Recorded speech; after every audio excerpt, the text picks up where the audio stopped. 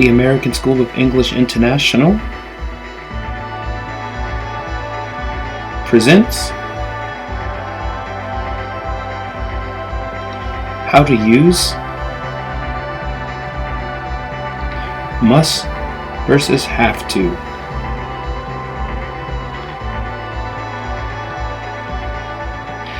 Understanding culture is key to understanding a language.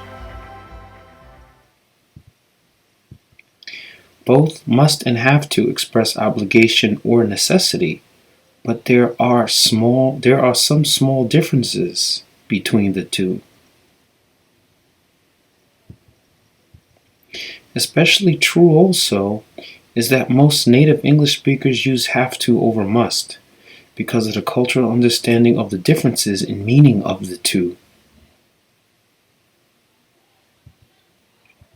Meaning, in certain situations and within context, they have very different usage and meaning.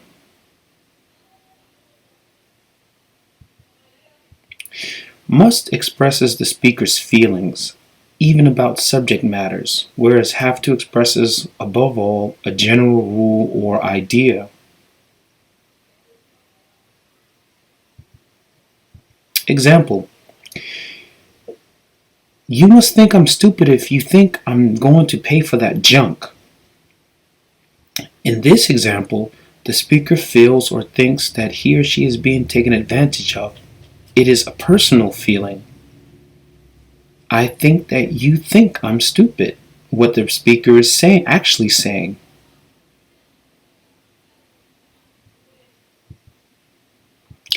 You'd never say you have to think that I'm stupid. That wouldn't make any sense. Another example.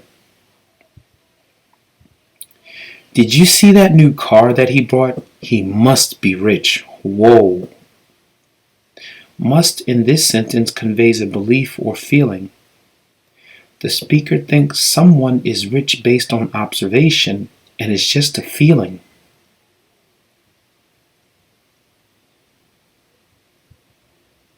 Another example.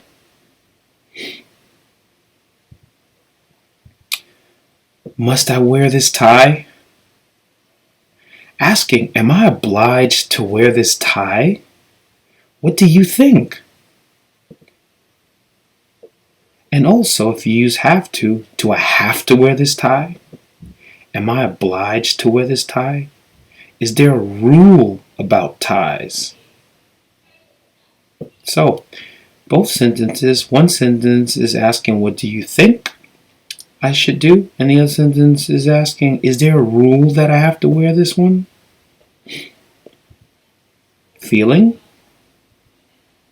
Possible rule.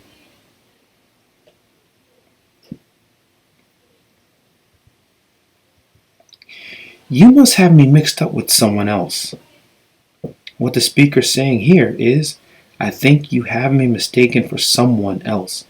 I'm not the person you're looking for. I have a feeling this is a mistake. This is a stated feeling.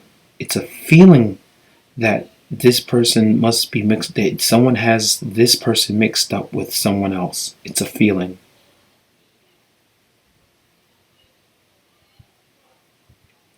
Yes, must can be used the same way as have to in certain situations, like you must study or you have to study. Both are obligations and necessities. You must do the dishes or you have to do the dishes. Both are obligations and necessities.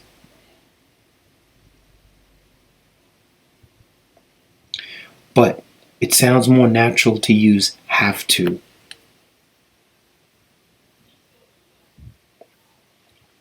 Because have to culturally tells us the command or order is a generally understood rule. Have to. I have to brush my teeth twice a day. This is a generally accepted rule for good dental hygiene. Everyone understands that it's something that you should do. daily, something that you have to do daily. Maybe not twice, maybe once, maybe 3 times, but it's something you have to do. I must brush my teeth twice a day. A feeling I'd get because I'm only told to do so if you use must. Someone said that I must brush my teeth, so I must because if I don't, I have the feeling they'll get upset. So must here is a feeling, not a necessity. Someone told me that I must brush my teeth, and I get the feeling that if I don't, that this person will be upset.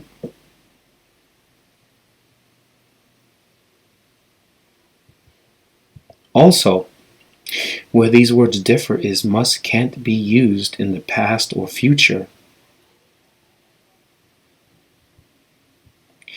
That is where have to steps in.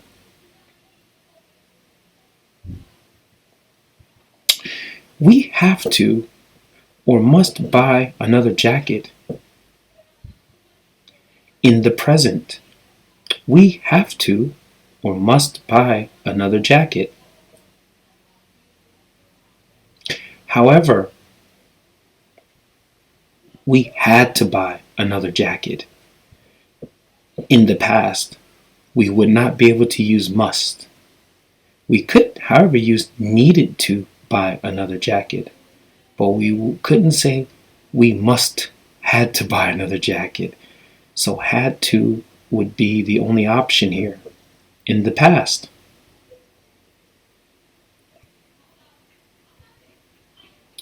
We will have to buy another jacket. We will have to buy another jacket.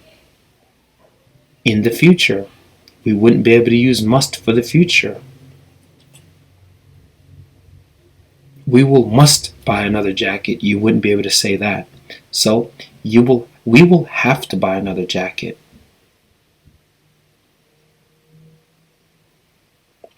However, in their negative forms, mustn't and don't have to have completely different meanings.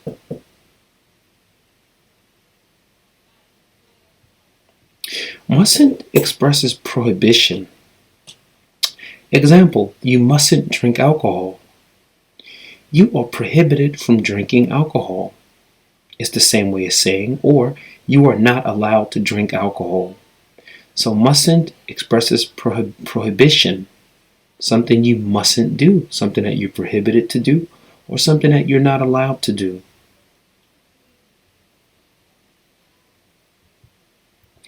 Don't have to expresses the absence of obligation or necessity. Example, you don't have to drive, which means you are not obliged to drive, but you can if you want to. So you can tell your friend, you don't have to come to the party. You don't have to. Do I have to? No, you don't have to. You can stay home. You can go to the movies. You can go somewhere else. You don't have to do the dishes tonight. I'll do the dishes for you. You don't have to do them. I'll do them. You don't have to come home late. You can come home early. Or you don't have to come home early. You can come home late.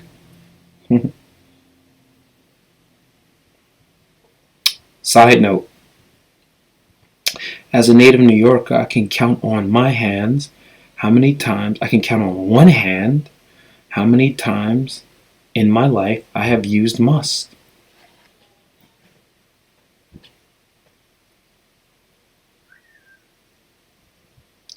When I tell my oldest son it's time to do homework, I simply tell him, you gotta go upstairs and do your homework. Gotta meaning have to. I don't use must in a situation. No need to use must because doing homework is a generally accepted rule in our house, in our household. And it's not a feeling of must, it's an accepted rule that you have to do, that you have to. Here are general rules in my house. 1. You have to wake up and go to school on school days. 2. You have to wash up as soon as you get home. 3. You have to take a bath before dinner. 4. You have to eat slow. 5. You have to go to bed at 9 o'clock. 6. You have to go to cram school twice weekly. Well, really, I use gotta. It's natural. My kids get the point.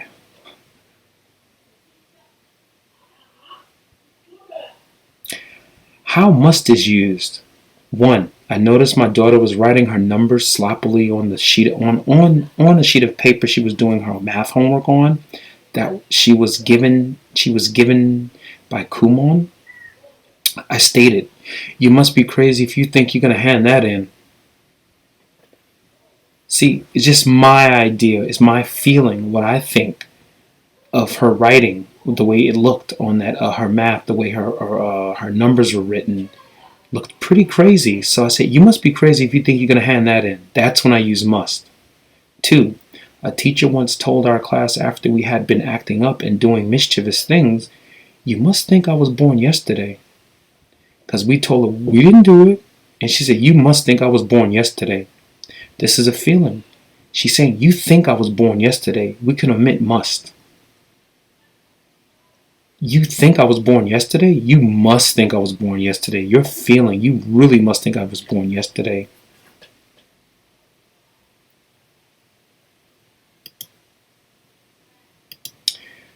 I never use must to communicate obligation or necessity.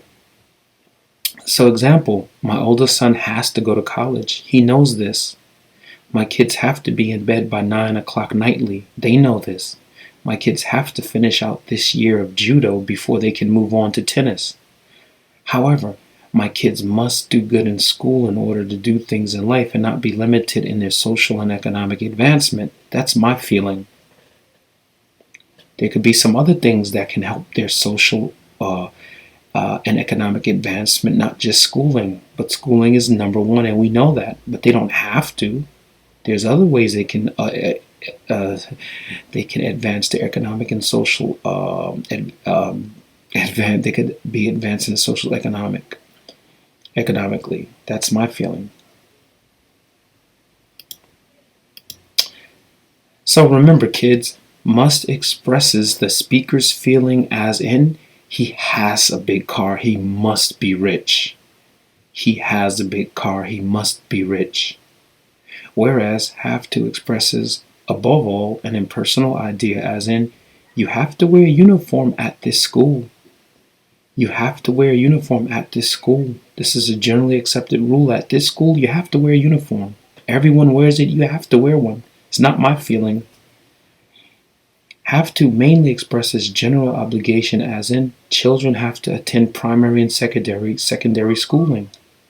They have to. It's a general obligation.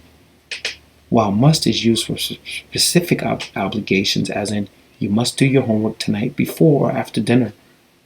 It's just my feeling. Before or after dinner you must do your homework sometime within the night.